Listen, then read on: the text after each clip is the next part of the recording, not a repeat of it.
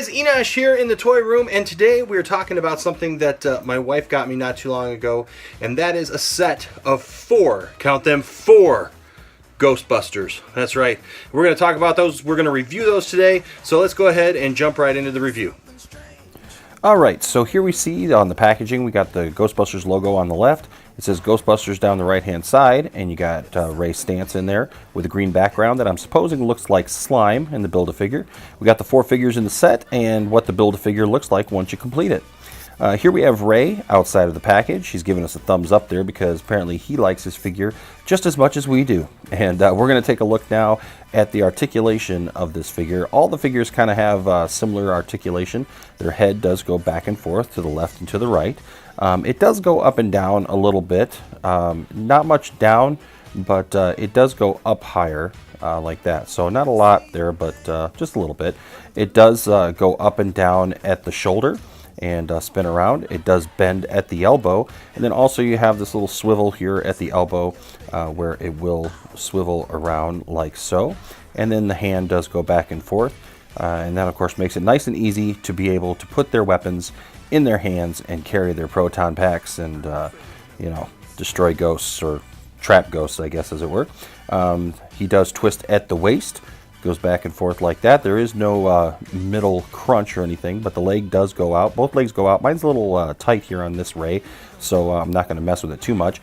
He does have a twist at the thigh, and his knee does bend 90 degrees, and then his foot goes up and down. There's no swivel at the ankle, but the boot does swivel there at the calf, and so that's the same on both sides.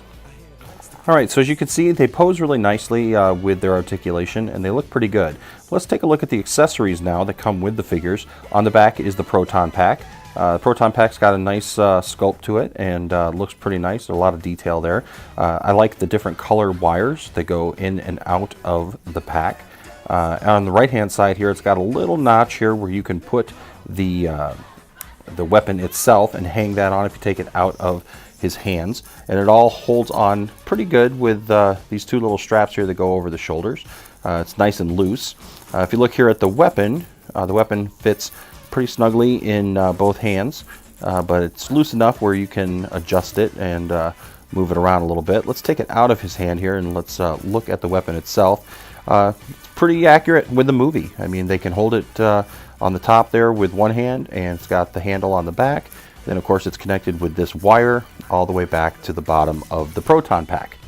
So let me show you now how this weapon actually connects to the proton pack. It's a little tricky to get it on there, but once you get it on there, it does stay rather nicely. Got it on there, and it's a nice way to pose the figure if you want to pose them running down the streets of New York looking for ghosts. Looks pretty good. Also, he kind of resembles the Fonz. Hey, got my thumbs up there. On the front of his outfit, it does say Stantz on his name patch in red, and then on the right-hand shoulder, it has the Ghostbusters logo. Looks pretty good. Around his belt, he's got some different packs, different things there, and then there's this clear tube that connects to the proton pack. It's connected to his leg and to the proton pack. So all in all, it's a good-looking figure.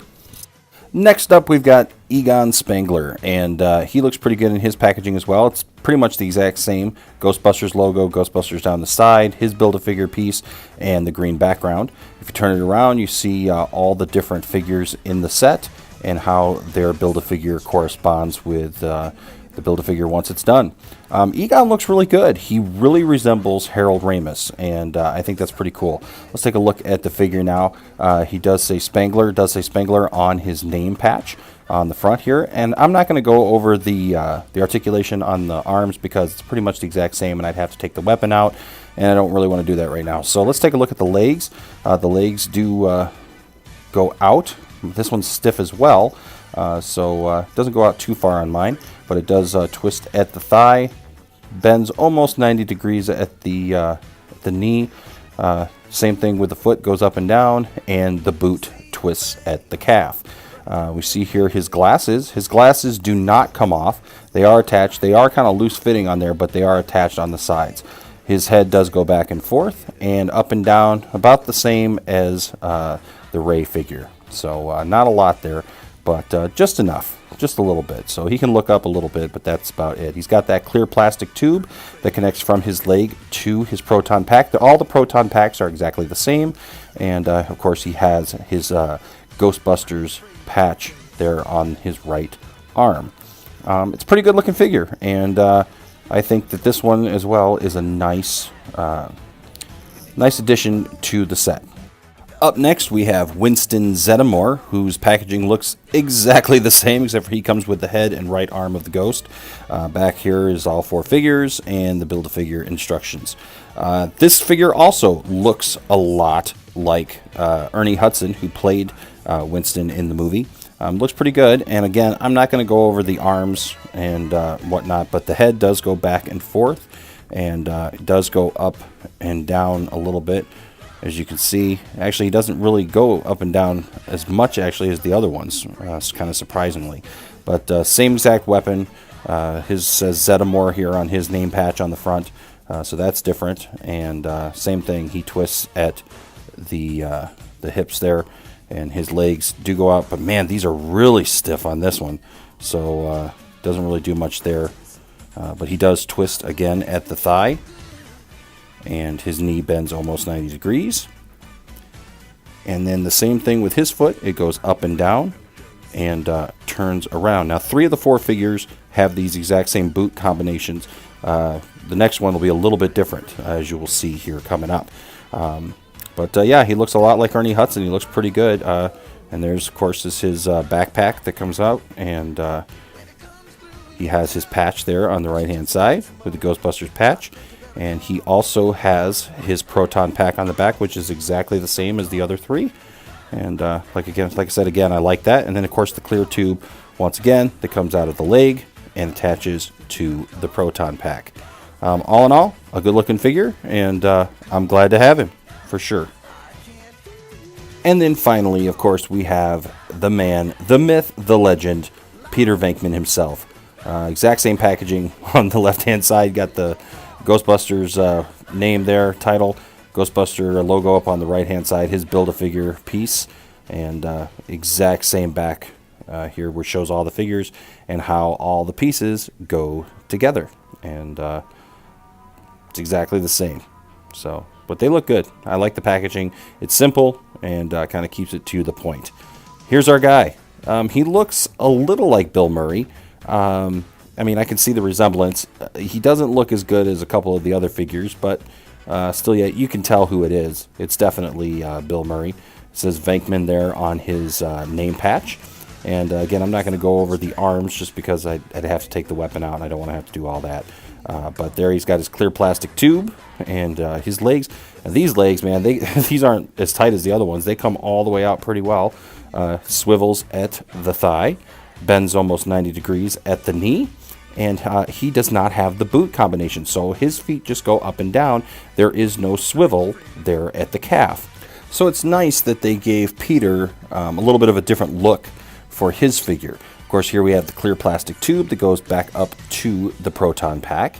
And there's the proton pack that looks exactly the same as the others. So there's some good continuity there between all the proton packs. And there's his wire that connects to his weapon. On his right shoulder, again, is the Ghostbusters patch. And here his head moves. Hello, everybody.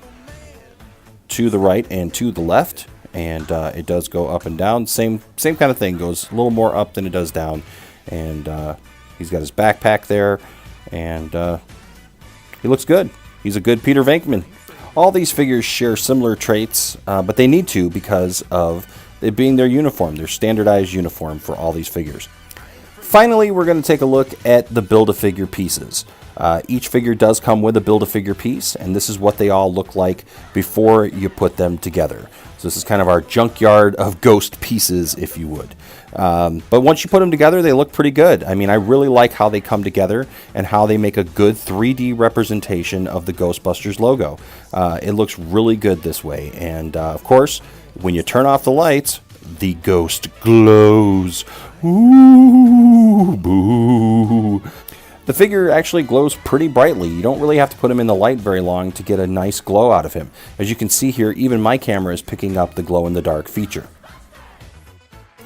This is what all of the figures look like together with the Build-A-Figure.